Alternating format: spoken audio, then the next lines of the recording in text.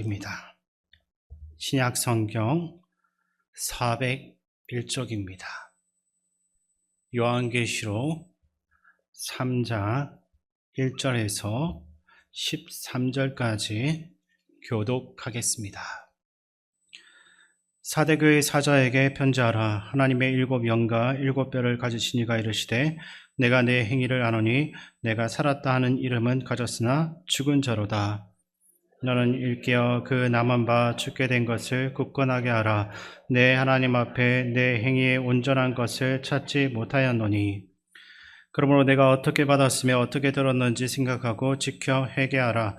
만일 일깨지 아니하면 내가 도둑같이 이르리니 어느 때에 내게 이를런지 내가 알지 못하리라. 그러나 사대의 그 옷을 더럽히지 아니한 자 몇 명이 내게 있어 흰 옷을 입고 나와 함께 다니리니 그들은 합당한 자인 영구라.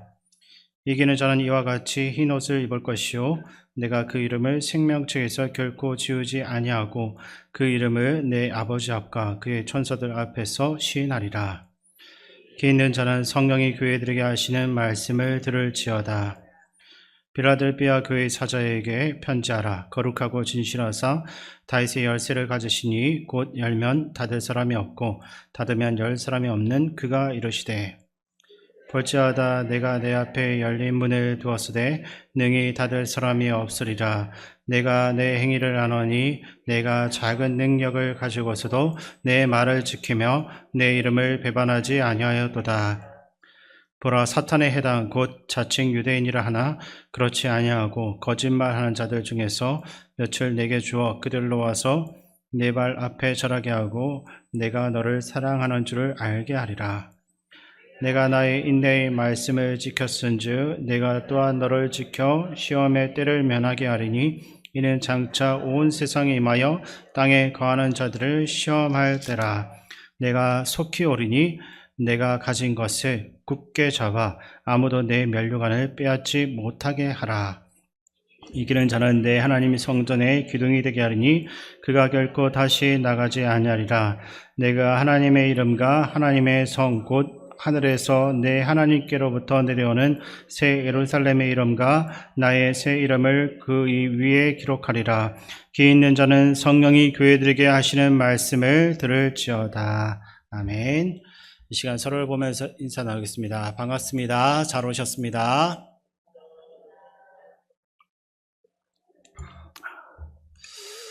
미국 필라델피아의 켄싱턴 거리에 대한 영상을 우연히 본 적이 있는데 정말 충격이었습니다.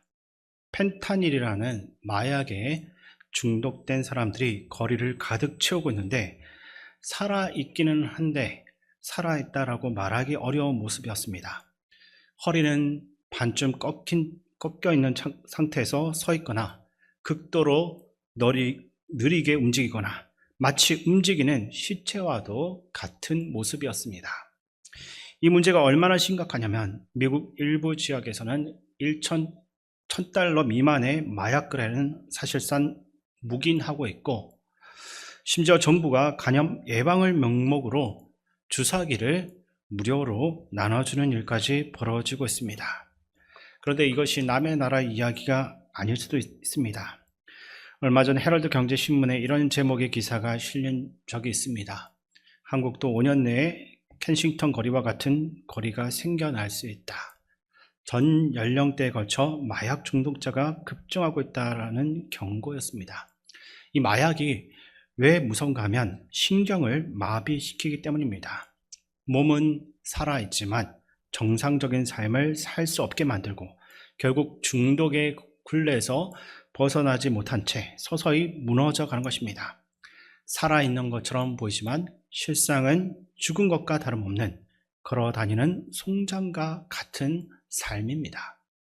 그런데 오늘 본문에는 이와 똑같은 평가를 받아야 했던 소아시아의 한 교회가 등장하고 있습니다. 예수님께서 직접 이 무서운 비유를 쓰시지는 않았지만 오늘날 우리의 언어로 바꾼다면 아마 이렇게 말씀하셨을 것입니다. 너희는 살아 움직이나 실상은 걸어다니는 시체, 좀비와 같다라고 하는 것입니다. 그만큼 강렬하고 충격적인 평가를 받은 교회가 바로 사대 교회였습니다. 본문 1절부터 6절까지 말씀을 제가 다시 한번 더 읽어드리겠습니다. 사대교회 사자에게 편지하라. 하나님의 일곱 영과 일곱 뼈를 가지신 이가 이르시되 내가 내 행위를 아노니 내가 살았다 하는 이름은 가졌으나 죽은 자로다. 너는 일깨어 그 남은 바 죽게 된 것을 굳건하게 하라. 내 하나님 앞에 내 행위에 온전한 것을 찾지 못하였노니 그러므로 내가 어떻게 받았으며 어떻게 들었는지 생각하고 지켜 회개하라. 만일 일깨지 아니하면 내가 도둑같이 이르리니 어느 때에 내게 이를런지 내가 알지 못하리라.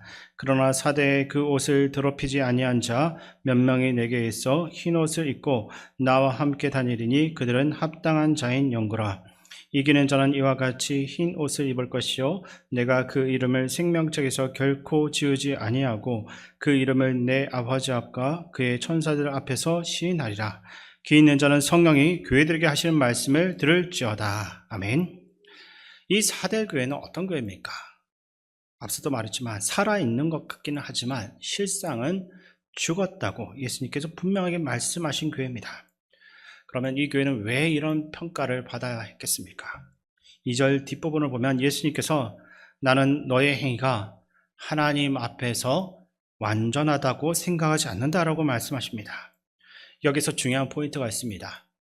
행위가 없다는 것이 아니라 그 행위가 완전하지 않다는 겁니다. 쉽게 말씀드리면 이런 겁니다. 우리가 누군가하고 대화를 할 때 보면 딴 생각을 하면서 하면서 그래 이렇게 건성으로 대답을 할 때가 있습니다. 우리는 그것을 영혼 없는 대답이다라고 하는 것입니다. 사대교회가 딱 그 모습이었습니다. 형식은 있는데 본질이 없고 행위는 있는데 마음이 없는 신앙, 습관적이고 형식적인 신앙생활을 하면서 정작 마음은 완전히 다른 곳에 있는 것, 바로 이것을 보고서 예수님께서는 살아야지만 죽어있다라고 한 겁니다. 그래서 어떤 학자들은 이 사대교회가 종교적으로는 암흑기였던 중세시대를 상징한다라고 해석하고 있습니다.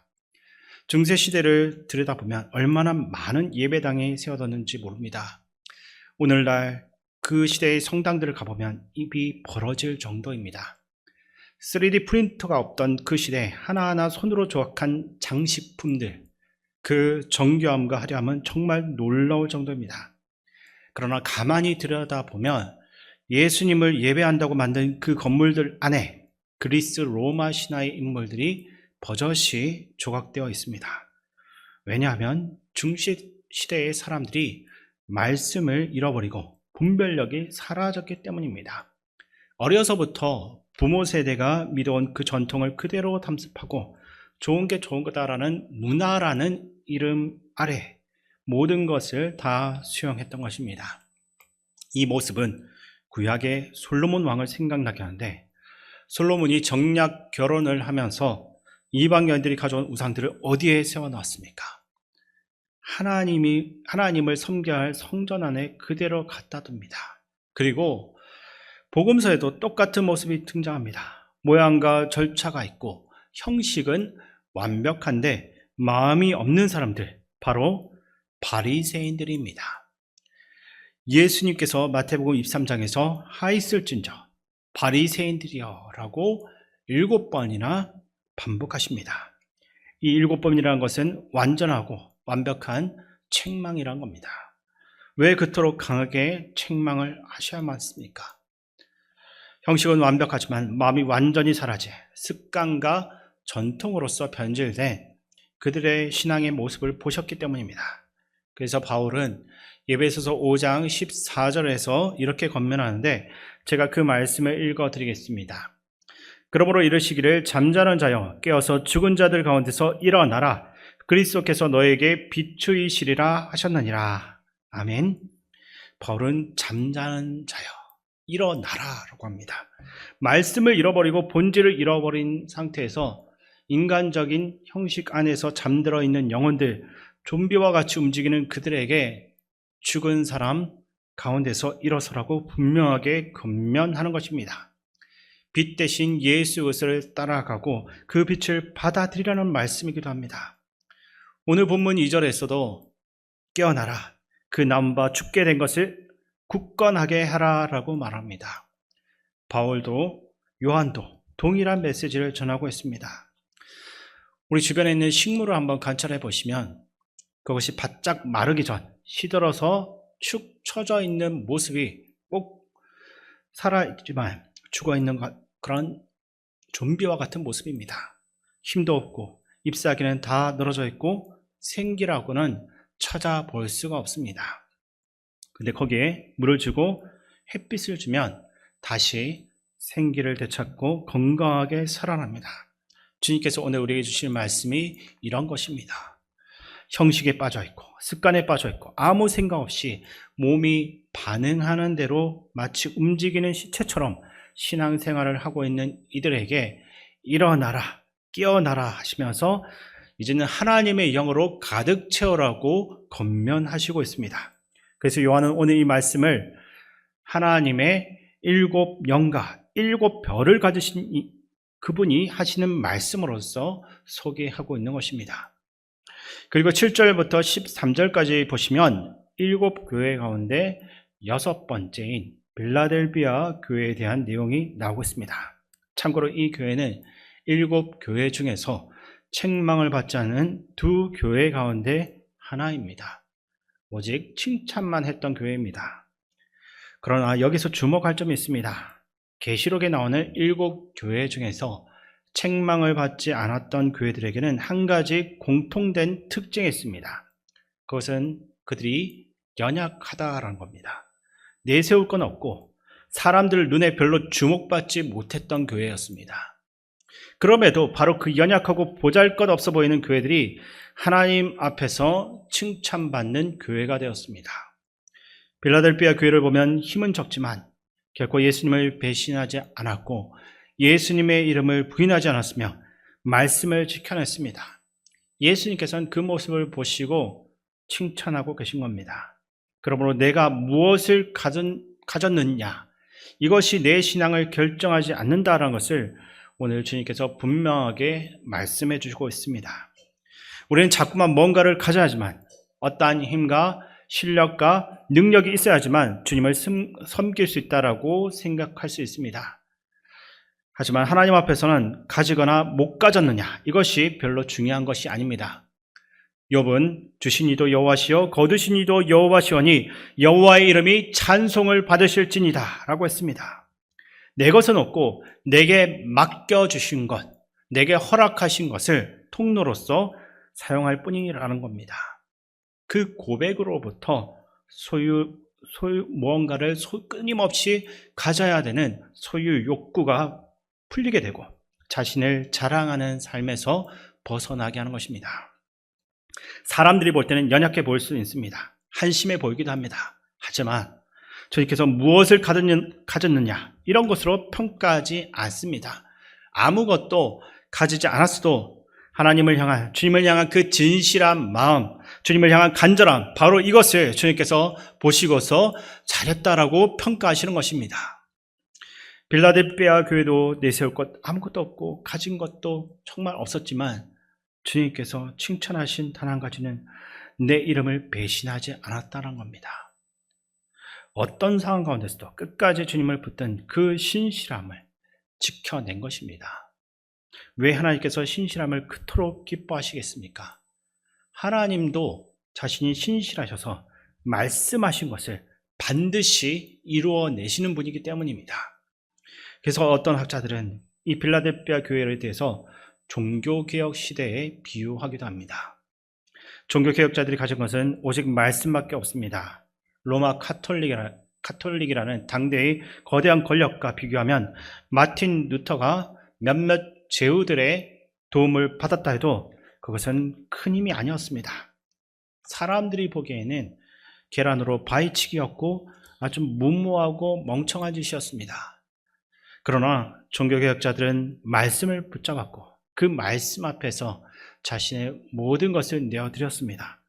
어떤 상황 가운데서도 변하지 않는 그 마음을 주님 앞에 드렸을 때 주님께서는 그들을 통해서 이 땅에 다시 한번 하나님의 나라의 그 불꽃을 다시 한번 더 허락하신 것입니다. 이 종교개혁자들이 외쳤던 아드 폰테스, 즉 근원으로 돌아가라, 이 말이 그들의 정신입니다. 어떤 교회의 제도나 시스템이 아니라 오직 하나님 말씀으로 돌아가야 된다라고 외쳤던 이유가 여기에 있습니다. 이제 두 교회를 향한 약속을 정리하겠습니다. 사대 교회에는 돌이키라라고 하시면서 hinok과 생명책에 기록된 은혜를 약속하십니다. 빌라델피아 교회에는 지금 가진 것을 잘 지켜내라 하시면서 성전의 기둥이 되게 하고 하나님의 이름과 새 예루살렘의 이름을 그들의 몸에 새겨주겠다라고 약속하셨습니다. 성전은 하나님의 임재입니다. 결국 하나님께서 영원히 함께 하신다는 그 삶을 보장해 주신다는 약속인 것이죠.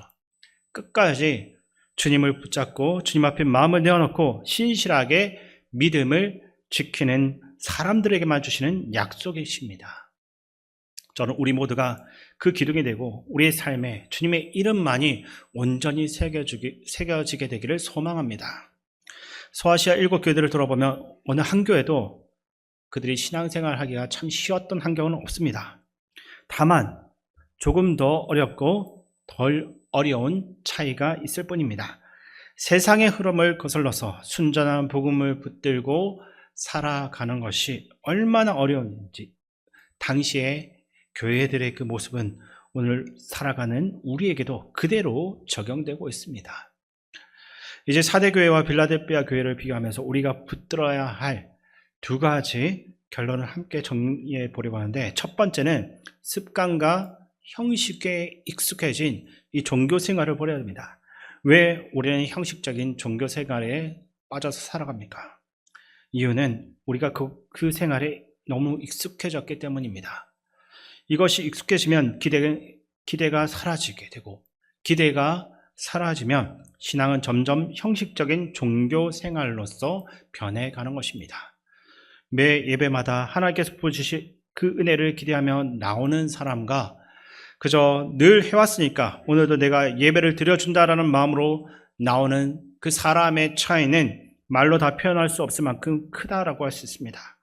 만약 예배가 어느 순간부터 일가 중 하나가 되어버리고 예배를 드리지 않으면 하루가 조금 불편할 것 같아서 참석하는 그 수준에 머물러 있다라고 한다면 우리는 자신의 신앙을 한번 진지하게 돌아볼 수 있어야 됩니다. 하나님께서 기뻐하시는 예배는 형식적인 예배가 아닙니다. 우리의 마음과 생각, 관심을 다 바쳐서 자신을 온전히 하나님 앞에 드리는 것이 참된 예배입니다. 오늘 주님께서 내게 어떤 말씀을 주실까? 그 말씀에 어떻게 내가 순종할 수 있을지 이것을 기대하면서 오늘도 주께서 나와 함께 해 주시옵소서라는 간절한 마음으로서 드리는 것이 참된 예배인 것입니다. 바울이 말한 살아있는 제사가 바로 이러한 예배일 것입니다. 그래서 우리는 내가 예배자입니다. 내 삶이 예배입니다. 내가 곧 교회입니다. 이런 고백을 삶으로 살아내기 위해서 함께 애쓰고 있는 것입니다. 아직은 부족하고 갈 길이 정말 멀게 느껴질지라도 하루하루 그 길을 걸어갈 때 주님께서 반드시 우리를 붙들어 주시고 도와주실 것입니다. 두 번째는 내가 가진 것이 아니라 하나님의 말씀의 능력을 의지해야 된다는 겁니다. 이것이 빌라델피아 교회가 우리에게 전해주는 중요한 메시지입니다. 우리가 신앙생활을 하다 보면 자신도 모르게 내게는 이런 능력이 있으니까, 내가 이만큼 갖추었으니까 하나님을 잘 섬길 수 있겠지, 이러한 착각에 빠질 수 있습니다. 그러나 성도가 끝까지 붙들어야 할 것은 내가 가지고 있는 능력이 아니라 오직 하나님의 말씀입니다. 히브리서는 이렇게 말합니다. 하나님 말씀은 살아있고 활력 있어 저의 날선 어떤 검보다도 예리하여 혼과 영과 및 관절과 골수를 찔러 쪼개기까지 하며. 아멘. 하나님 말씀은 결코 무딘 말씀이 아닙니다. 우리의 마음 깊은 곳까지 꿰뚫어 보시고 때로는 우리를 불편하게 할 수도 있지만 결국에는 우리를 새롭게 하고 풍성하게 하는 생명의 능력인 것입니다. 빌라델피아 교회 그들은 내세울 만한 힘도 뛰어난 조건도 없었지만 그들은 끝까지 말씀을 놓치지 않고 한 걸음씩 순종하며 걸어갔습니다. 그래서 다른 교회들과 달리 책망 없이 오직 칭찬만 받는 교회로 남아 있을 수 있었던 것입니다. 오늘 우리가 꼭 기억해야 될 것이 있습니다. 우리의 능력이 아니라 하나님의 말씀이 능력입니다. 그 말씀을 우리가 잊지 않고 살아갈 때 하나님께서 우리의 삶과 교회를 끝까지 인도해 주실 것입니다. 제가 얼마 전에 청년들과 성경 공부를 하던 중에 말씀을 읽어가면서 말씀의 능력을 너희가 직접 경험하면 좋겠다라고 한 적이 있습니다. 어려서부터 교회를 다녔으니까, 어려서부터 읽어왔던 말씀이니까 하는 그러한 익숙함으로 읽지 말고 읽다가 의문이 생기면 철저하게 질문해야 된다라고 했습니다. 그리고 그 답을 다른 곳에서 찾으려고 하지 말고 성경책 속에서 성령님의 인도를 따라서 말씀을 찾아 답을 발견해 가라라고 했습니다. 성경 안에 모든 답이 있기 때문입니다. 왜 그렇게 이야기했겠습니까? 우리 신앙생활의 전부는 말씀이기 때문입니다. 말씀이 내 안에 있고 그 말씀이 나를 이끌어가고 그 말씀에 내가 순종하고 그 말씀의 열매가 내 안에 맺어지는 것, 이것이 주님께서 우리에게 원하시는 모습입니다. 그러나 말씀을 읽다 보면 이 말씀이 자꾸만 나를 깎아내릴 때가 있을 것입니다. 나를 주저앉히고 내 안의 것을 자꾸만 비워내게 합니다. 그리고 흥미로운 것은 그렇게 비워질수록 내 안에 있는 것을 끄집어낼수록 말씀이 내 안에 차오르는 것을 느끼게 되는 것입니다.